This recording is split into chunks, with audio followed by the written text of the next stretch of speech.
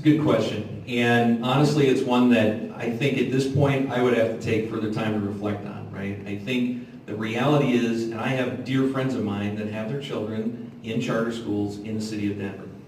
And there are a lot of families right now that are in that situation, and they've chosen that. So as a school board member, you definitely have to be pragmatic, and as our House representative here and our senator that might still be here, you have to represent the population that you serve. And that is, at this point in Denver, a very diverse population. Some of our families have chosen to go the direction of charters, and others have chosen to stick with public schools, or traditional public schools. And, so with that said, I'd say it's definitely something I would take a hard look at, but at the same time, I would say the bigger thing we need to focus on is, do we want to continue to be improving the privatization of education at the rate at which we are, which is about 10 to 15 per year? Do the math, out of 200 schools, it won't be long. Thanks. So charter schools, obviously in our state constitution, we can't prevent charter schools from existing. Should they have access to mill levy? No. If they can afford to pay their CEOs for DSST, for Strive, $250,000 a year, that tells me they have enough money because they're earning more than the superintendent of Denver Public Schools. So should they have full access to that? No. If they're hurting our community schools, we should really think about that. So no, I disagree.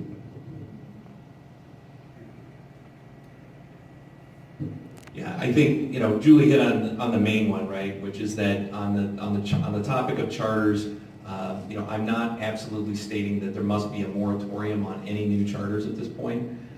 Again, as I mentioned, a lot of folks in our city and our state have decided that this is a pathway that makes sense for them. And there are examples such as Florence Crittenton, which serves unwed teen parents and helps them get through the high school experience, right? That's a pretty unique program. It happens to be a charter, and I think it's doing a very good job. So I think we need to think about that. Secondarily, I would say a huge distinguishing factor here is that I do have two children that are in Denver Public Schools. My wife and I have thought and lived through the choice experience that lives now within Denver. Should I be at this school? Should we go to that school?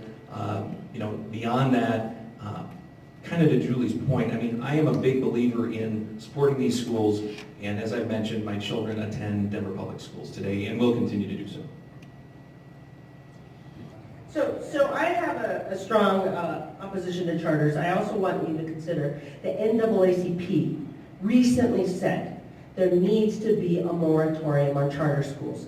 There is a reason why this big organization is saying no more charters. So that is one area where we disagree.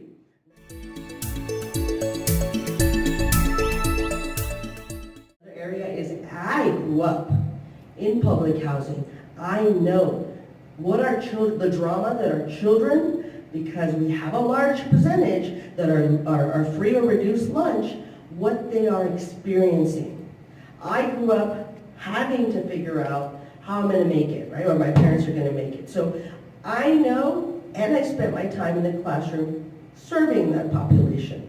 I need to be able to bring policy that's realistic, which is going to help all our children, not just a few, but all.